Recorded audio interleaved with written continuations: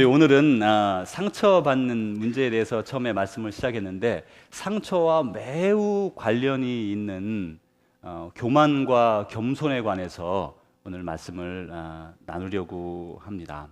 먼저 여러분에게 두 분을 마음에 떠올리도록 부탁을 드립니다. 먼저 여러분 중에 여러분이 이때까지 살아오시면서 참 그분 정말 겸손하다, 정말 세상에 그런 사람 없다, 정말 그 사람은 그 상황을 보면 정말 교만할 수 있는 사람인데 정말 이 사람처럼 겸손한 사람이 있을까? 그런 사람 한 사람을 지금 빨리 찾아내 보세요. 마음속으로. 이제 지금 옆에 계신 분도 괜찮고요, 오랫동안 살아오시면서 만났던 사람도 괜찮습니다. 한 분을 지금 떠올리시기 바랍니다. 이게 없으면 오늘 얘기가 잘 안 되거든요. 그러니까 꼭 찾으셔야 돼요. 없다, 그럼 좀 곤란한데, 그죠? 한 사람을 찾으시기 바랍니다. 자, 이제 두 번째로, 이 사람은 정말 교만해. 이 사람은 그냥 밥맛이에요. 그냥 만나면 그냥 밥맛이에요. 그냥 이렇게 교만할 수가 있냐, 이 사람이. 나 진짜 이 인간이, 이런 인간이 어디 있어. 그런 사람 하나 찾아내세요. 그 많아요? 누가 웃으시는데. 잘 없죠. 그런 사람 찾기 어렵습니다, 실제로. 자, 이제 찾아보시기 바랍니다. 두 분 제가 시간 잠깐 드릴 테니까 두 분을 찾습니다. 이게 찾아야 실질적으로 해결이 되니까 저만 멀뚱멀뚱 보지 마시고 마음속으로 뭐 그렇게 한번 찾아보세요. 자, 그러면 이제 우리 집에 있어요. 우리 집에. 네, 이제는 그러면 찾으셨죠? 안 찾았으면 얘기가 안 됩니다. 오늘 말씀이 진행이 안 되니까. 찾으셨죠? 한 사람씩, 두 사람. 자, 이제 먼저 첫 번째 사람, 그 겸손한 분을 떠올리시고, 그 사람은 어떻게 그렇게 겸손하게 됐을까를 생각해 보세요. 분명히 여러분이 아는 것만큼 있을 거예요. 그 사람에 대해서. A라는 분이 있는데 이분은 정말 겸손하고 정말 하나님의 사람 같아요. 정말 그렇게 겸손한 사람이 없어요. 근데 이 사람은 왜 그렇게 됐을까? 그 과거를 이렇게 생각해 보면서 그분이 왜 그렇게 됐는지 추측을 해보시기 바랍니다. 자, 조금 여러분이 떠오르는 게 있죠. 그분은 그래서 그랬구나. 자, 다시 이제 두 번째 분을 우리 생각해 봅니다. 참, 그 인간은 진짜 이상해. 그렇죠? 그 사람 생각하면서 이상하게 교만한 그 사람. 이 사람은 왜 교만하게 됐을까? 그 사람이 꼭 그럴 사람만은 아닌데 왜 이렇게 그 사람은 교만한 사람이 됐을까? 한번 생각해 보시죠. 왜 그렇게 됐는지 떠올려 보세요.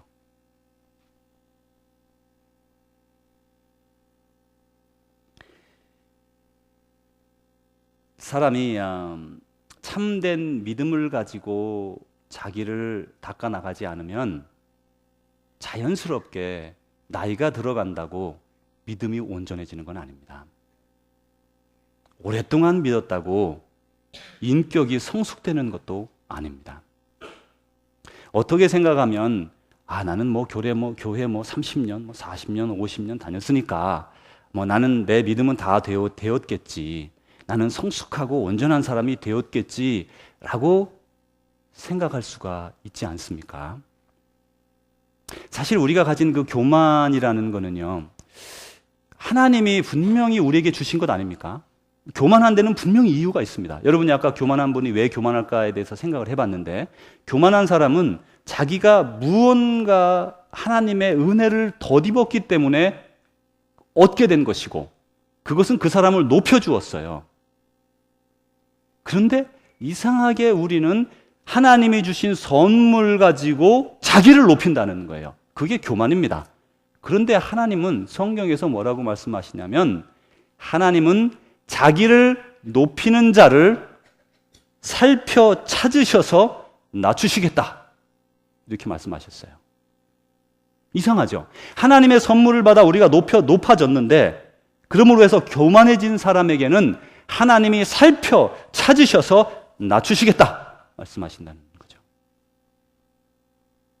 우리 사람이 어떤 귀중한 아주 보배와 같은 검이 있다고 생각을 해보세요. 이 검은 세상에 어느 누구도 당할 수 없는 좋은 검입니다.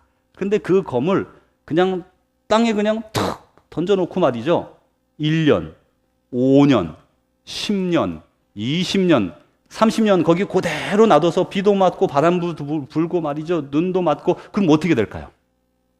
점점점 예리해지고 점점점 번쩍번쩍 해가지고 40년 지났더니 이야 이건 다이아몬드 검으로 변했구나. 그렇게 됩니까? 자연의 법은 그러지 않죠. 자연의 법은 그것을 잘 보관하고 닦고 수양하고 그렇게 하지 않으면 점점 날은 무뎌지고 그리고 때가 타고 그리고 거기에 썩기 시작해서 그 검은 쓸모없는 검이 돼버리는 것처럼 저와 여러분이 작년과 같은 올 한 해 같은 내년 그렇게 매년 지나가서 실제로 저와 여러분이 그런 온전하고 성숙한 자리에 오늘 이르렀는가를 살펴보시기 바랍니다. 여러분이 자세히 살펴보지 아니하였고 그저 던져두었던 여러분의 온전한 믿음 그리고 인격 지금 그것들은 어디에 가 있습니까? 여러분은 그것을 얼마나 소중하게 매일처럼 꺼내보고 닦고 갈고 했습니까? 만약에 여러분이 그렇게 하지 않았다면 여러분의 믿음은 세월은 오래 지나지만 별로 성장하지 않고 오히려 교회 생활에는 익숙해서 교회 와서는 아주 능숙하게 하겠지만 여러분의 믿음은 쇠퇴해 갈 것이고 여러분의 인격은 믿지 않는 일들보다도 못하게 되어버릴 것입니다. 그래서 오늘도 주님이 우리에게 말씀하시기를 우리의 자기 스스로를 높이는 자는 하나님이 낮추신다고 말씀하시고 또 겸손하도록 우리를 부르셨는데 오늘 두 군데의 말씀을 통해서 우리가 자세히 이 내용을 살펴보겠습니다. 그러면 먼저 첫 번째로 어떻게 우리가 해야 겸손에 이르를 수 있겠습니까? 우리가 어떻게 해야 겸손에 이르를 수 있을까요? 겸손하기를 여러분 이제 이때까지 살면서 어느 날 어떤 일을 만났는데 말이죠. 무척 후회가 됐어요. 내가 교만하게 행동했어요. 그리고 집에 와서 생각합니다. 내가 오늘 미쳤구나. 내가 오늘 왜 그렇게 미련하게 교만하게 했을까? 난 정말 이상하네. 그러면서 후회했던 적이 있으실 줄을 압니다. 언제 그런 경험들을 하셨다고 생각하십니까? 한번 마음을 이렇게 되돌려 보면서 내가 언제 정말 내가 교만한 걸 후회하고 정말 속상해하고 지금도 마음에 남아있는 일들이 있으면 한번 생각해 보세요. 그때 자기 자신을 발견하면 사람은 겸손해지게 된다고 합니다. 자기 자신을 발견하면. 먼저 여러분 다윗이라는 사람을 한번 살펴보면요. 다윗이라는 사람은 아들이 8 있는데 8번째 아들로 태어났어요. 그러니 말이죠. 얼마나 천대를 받았으면 사무엘이 와가지고 당신 아들을 여기 앞에 다 줄 세워봐라 했는데 거기에 데려오지도 않았어요.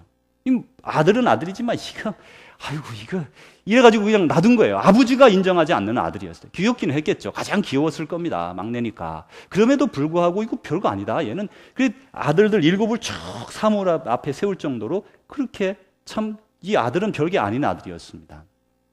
그런데 이 아들이 이 다윗이라고 하는 장수가 되면서 사울의 천부장이 되고 그러면서 이 천부장은 사울의 그런 총애를 받고 사울이라는 왕의 그런 사위가 되었어요. 나중에 이제 관계가 나빠지고 이 사울 왕이 다윗을 죽이려고 말이죠. 집안에 같이 있는데 궁전에서 창을 막 3번이나 던져가지고 죽이려고 그랬어요. 그 위기를 하나님이 다 모면하게 해주셨죠. 그리고 나서 나중에 이제 이가 쫓겨다니면서 사울 왕이 사람을 동원해서 막 샅샅이 그 조그만한 이스라엘 땅을 뒤져가면서 이제 다윗을 잡으려고 할 때 다윗이 사울 왕에게 이렇게 말했습니다. 사울 왕이여, 사울 왕이여, 이 벼룩 한 마리 같은 저를 왜 찾아다니십니까? 이렇게 말했어요. 이 말은 거짓말이 아닙니다. 실제로 다윗은 그저 300~400명 사람들을 몰고 다니는 그냥 도적대에 불과했고 그리고 이 사울 왕은 한 나라의 임금이었습니다. 정말 벼룩 한 마리 같은 이 다윗은 실제로 자기 자신에 대해서 그처럼 정직하게 자신을 볼 수 있는 사람이었어요. 나는 벼룩 한 마리 같은 사람입니다. 저는 아무것도 아닌 사람입니다. 이제 그러면서 다시 또 이 다윗이 이제 얼마 있다가 이제 나중에는 왕이 되었지요. 사울이 죽고 왕이 돼서 이제 예루살렘 궁전에 들어가게 되었어요. 근데 궁전에 들어가게 되었는데 이렇게 가만히 살펴보니까 하나님의 궤가 말이죠. 이 천막 아래 탁 놓여 있고 자기는 좋은 집안에 백향목 집안에 산단 말이에요. 그게 너무나 마음이 아파서 하나님, 저는 이렇게 좋은 집안에 있고 하나님의 교회는 저렇게 저 한데 추운 데 있으니 어떻게 하면 좋겠습니까? 그런 마음을 그가 품었다라고 성경에 말합니다. 그러자 어떤 일이 난 줄 아세요? 하나님이 그 사람의 마음을 살펴보셨다 그래요. 지금 다윗이 기도한 것도 아닙니다. 하나님, 제가 하나님의 궁전을 어떻게 지을까요? 기도한 것도 아니에요. 마음속으로 참 안타깝다. 하나님의 교회가 저렇게 외딴 데 있으니 내가 너무나 마음이 아프구나.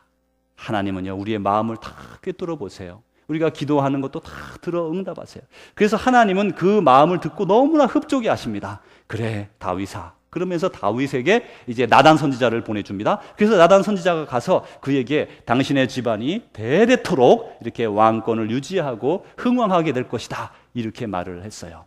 그러자 이 다윗이 이제 간신히 사울로부터 쫓김을 면하고 간신히 왕이 되었는데, 그때 그 다윗이 그런 귀한 음성을 듣고 그 다윗이 이렇게 고백합니다. 하나님께 이렇게 고백했습니다. 같이 한번 읽어보겠습니다. 주 여호와여, 내 집은 무엇이기에 나를 여기까지 이르게 하셨나이까? 저는 이 말씀만 읽으면, 또 이 말씀만 생각하면 정말 어떻게 설명할 수 없는 감동과 감격이 저한테 몰려옵니다.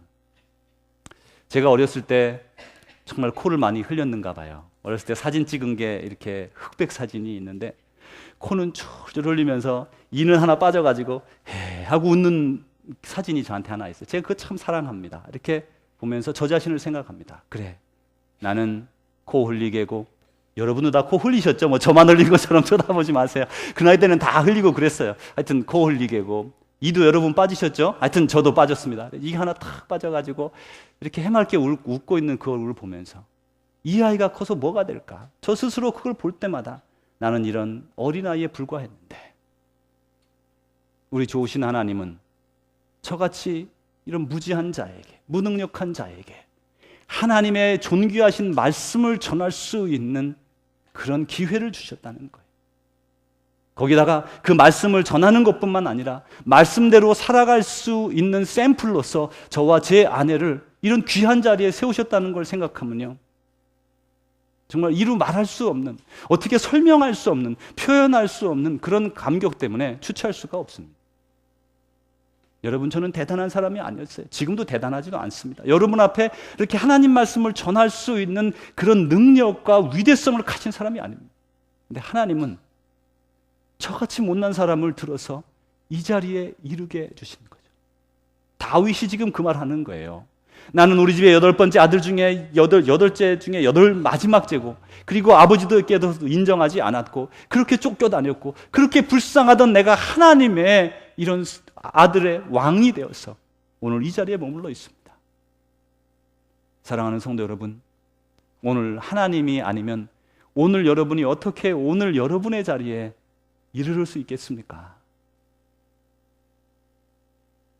아무것도 아니던 그저 어린아이에 불과하던 우리들을 하나님께서는 시간마다 키워주시고 길러주시고 인도해주시고 가르쳐주시고 지혜주시고 지식주시고 먹여주시고 많은 것 주시고, 그래서 오늘 우리가 이 자리에 이르는 것이에요. 만약에 하나님께서 우리의 건강이라도 뺏어가 버리면, 우리의 다리 하나라도 뺏어가 버리면, 우리의 눈 하나라도 뺏어가 버리면, 우리의 뭐 상처 하나라도 나면 아무것도 할 수 없는 거예요. 아무것도 할 수 없는 거예요. 모든 것은 하나님께서부터 우리에게 내려주신 선물이라는 거예요. 그래서 오늘 우리가 겸손에 이르는 첫 번째 문, 겸손으로 들어가는 첫 번째 통과해야 될 문은 바로 자신을 아는 것입니다. 자신을 아는 사람, 자신을 알게 되면 하나님 앞에 내세울 게 없어요. 그러면서 자기가 하나님 앞에 낮은 자임을 깨닫고 겸손하게 되는 것입니다. 이제 우리가 겸손에 이르게 되는 통과해야 될 두 번째 문, 그것은 바로 하나님을 아는 것입니다. 시편 1편에 보면 복 있는 사람은 하고 이렇게 나오는 걸 여러분 아시죠? 복 있는 사람, 우리 예수님 믿는 것은 복 받으려고 믿는다고 생각하는 분들이 많습니다. 실제로 한국에 많이 생활이 어려울 때에 복 받는 삶을 위해서 참 애를 많이 썼고 그랬습니다. 그리고 실제로 예수님 믿는 사람은 복을 받은 사람들입니다. 근데 그 복의 개념이 조금 다른 거예요. 세상적으로는 부귀영화를 누리고 고위 직분에 이르르고 세력을 가지고 그런 사람들을 복받은 사람이다. 또 장수하고 건강하고 또 자녀를 많이 갖고 뭐 이런 것들을 그런 복받은 사람이라고 생각하잖아요. 그런데 우리는 하나님 안에서 하나님의 말씀을 묵상하고 하나님의 자녀됨으로써 하나님의 사랑을 이 땅에 행하고 하나님의 뜻을 따라 행하며 살아가는, 그래서 전 이 많은 사람들에게 빛을 밝히는 그런 사람이 되는 게 복받는 사람이라는 거죠. 그래서 여러분 보십시오. 예수님이 무슨 억만장자가 됐습니까? 예수님의 수제자인 베드로가 밀리언너가 됐습니까? 빌리언너가 됐습니까? 무슨 고위 공무원직에 올라갔습니까? 성경에 보면 예수님을 철저하게 믿었던 사람들이 그런 자리에 이르는 경우도 있겠지만 그런 것에 대해서 언급조차 하지 않아요. 그러나 그들의 굳은 믿음, 그들의 온전한 신앙, 그것이 바로 그들의 가장 큰 축복이었기 때문에 그것을 너희들은 복받은 자다 이렇게 말씀하고 있는 거예요. 이제 여기서 복 있는 사람은, 우리는 다 복 있는 사람들이지 않습니까? 예수님을 믿으니까 복 있는 사람이 되었는데, 복 있는 사람들은 우리 같이 한번 읽어보겠습니다. 복 있는 사람은 악인들의 꾀를 따르지 아니하며 죄인들의 길에 서지 아니하며 오만한 자들의 자리에 앉지 아니하고 오직 여호와의 율법을 즐거워하여 그의 율법을 주야로 묵상하는도다. 아멘. 이렇게 말씀하셨어요. 복 있는 사람은 앞에 두 개 빼고 세 번째, 오만한 자들의 자리에 앉지 아니한다라고 말씀하셨습니다. 다시 말하면 복 없는 사람들은 오만한 자의 자리에 앉을 것입니다. 그러나 복 있는 사람은 오만한 자의 자리에 앉지 아니한다라고 말씀하십니다. 주님께서, 하나님께서 먼저 이렇게 말씀하셨어요. 내 이웃을 내 자신과 같이 사랑하라. 나는 여호와니라. 여호와께서 레위기서에 말씀하시기를 우리에게 우리 이웃을 우리 자신처럼 사랑하라 그러셨어요. 두 번째, 예수님 말씀 같이 읽습니다. 내가 너희를 사랑한 것 같이 너희도 서로 사랑하라. 이건 예수님이 말씀하셨어요. 내가 너희를 사랑한 것 같이 너희도 서로 사랑하라. 이렇게 말씀하셨어요. 그리고 사도 베드로는 뭐라고 말씀합니까? 베드로서에서 이렇게 말합니다. 너희가 서로 사랑하되 서로 뜨겁게 사랑하라. 그래서 우리에게 사랑하라고 말씀하시죠. 그런데 이 사랑은 말이죠, 이런 거예요. 고린도전서 13장에 가면 사랑에 관해서 말씀하시죠. 같이 읽어봅니다. 사랑은 자랑하지 아니하며 교만하지 아니하며 무례히 행하지 아니한다. 사랑은 교만하지 않는 것이에요. 사랑은 교만하지 않는 것입니다. 이제 아버지께서 겸손한 자에게 주시는 은총은 어떤 것일까요? 이제 넘어가기 전에 우리가 겸손에 이르르는 두 개의 문을 통과했습니다. 첫 번째 문은 어떤 문이었습니까? 첫 번째 겸손에 이르는 문은 어떤 것이죠? 자신을 아는 것입니다. 두 번째, 하나님께서 우리에게 주시는 겸손에 이르는 문, 하나님을 아는 것입니다. 자, 이제 우리가 자신을 알고 하나님을 알아서 이제 겸손하게 살아간다고 하면 겸손한 자에게 주시는 하나님의 은총이 있습니다. 그게 어떤 것일지 한번 같이 살펴보겠습니다. 먼저 겸손한 자가 이 땅에서 받는 은총이 있고요, 하나님 나라에서 받는 은총이 있어요. 그래서 먼저 이 땅에서 받는 은총을 살펴보면, 먼저 겸손한 자를 하나님이 친히 높이시겠다 약속하셨어요. 겸손한 자는 누가 높이세요? 하나님이 친히 높이세요. 그리고 두 번째로 겸손한 자는 재물과 영광과 생명을 주신다고, 그들에게 주신다고 말씀하셨어요. 재물과 영광과 생명을 주신다. 세 번째로 겸손한 자에게는 정신적으로 건강하여 행복하게 해주신다. 성경에 사례들을 들어서 말씀했습니다. 먼저 베드로, 또 도마, 바울, 삭개오 같은 사람은 죄를 경험한 사람이에요.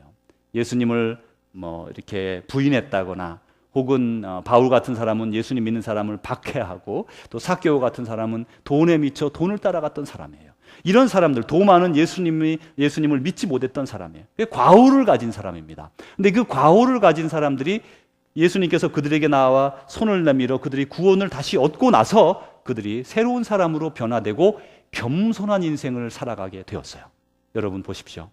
과거의 저와 여러분의 실패는요, 우리의 마음을 아프게 하죠. 여러분, 실패했다는 거, 또 범죄했다는 거, 또 죄악을 범하고, 또 다른 사람에게 입으로 말할 수 없을 정도의 부끄러움이 나에게 있다고 하는 거, 이것은요 우리 인생의 쓴 아픔입니다. 그렇지만 한편 그 이면을 되짚어 보면 그것 때문에 우리는 교만에서 멀어질 수 있답니다.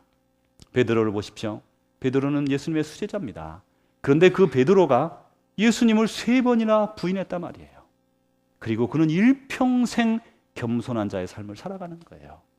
우리의 아픔, 우리의 실수, 우리의 실패, 남에게 입으로 말할 수조차 없는 부끄러운 일들, 여러분 그것이 우리를 낮춰줄 때가 얼마나 많은지 몰라요. 또한 이제 성경에 보면 교만한 자의 얘기도 나옵니다.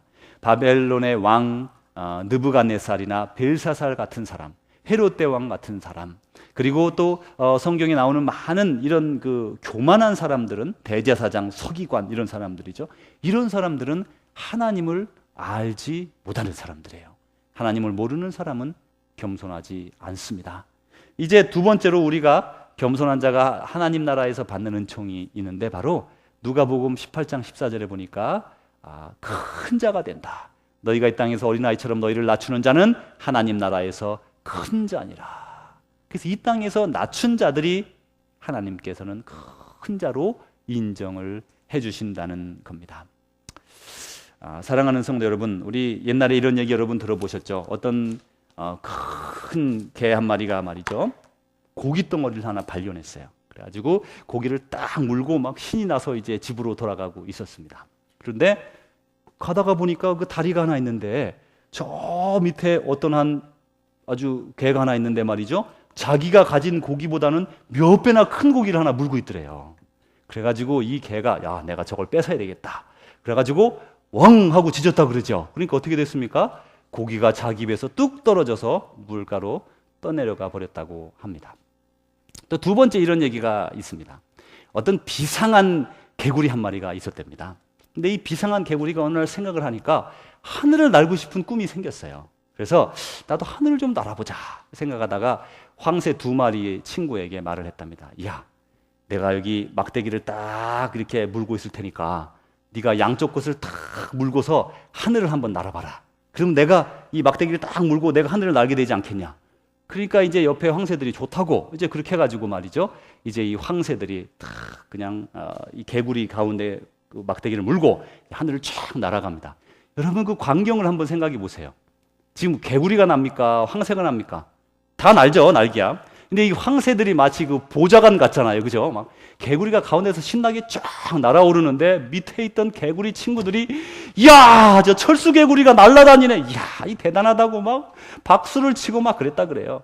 그 옆에 지나가던 새들도 야, 저 개구리는 정말 용하다. 어떻게 저렇게 똑똑하냐? 저렇게 지혜로운 개구리가 있을까? 그러니까 이 개구리가 그랬다 그러잖아요. 그냥 내가 그랬다잖아요. 그러다가 떨어져 가지고 납작해졌다고 그러잖아요.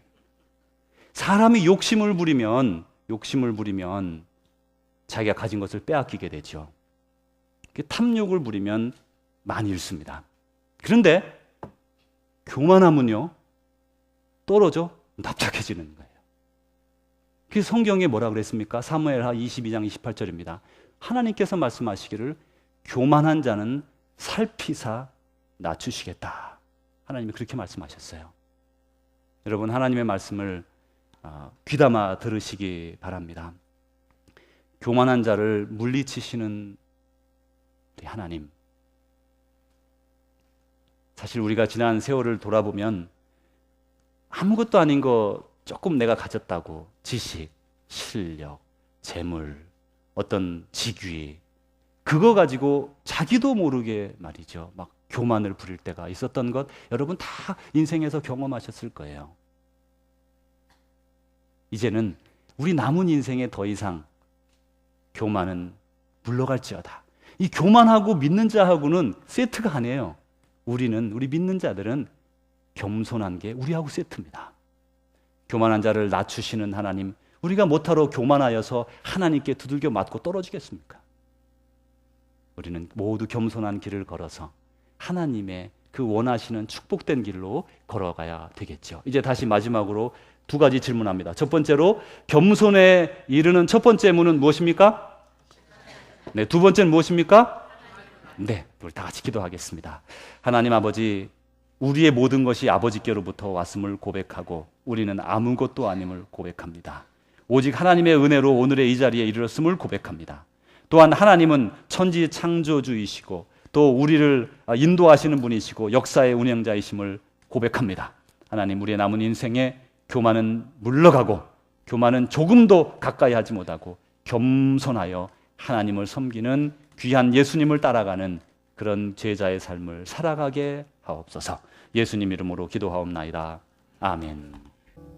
사랑하는 주의 제자 여러분, 주님께서 우리의 회개와 우리의 간구를 다 들으십니다. 주님께서 우리의 겸손하기를 소원하는 마음을 받으셨습니다. 이제 우리의 남은 인생 동안 교만함은 물리치고 온전히 겸손함으로 주님 앞에 나아가서 후에 주님 나라에 이르렀을 때에 우리를 높여주시는 주님의 그 은총을 모두 누리시는 여러분 되시기를 축복합니다.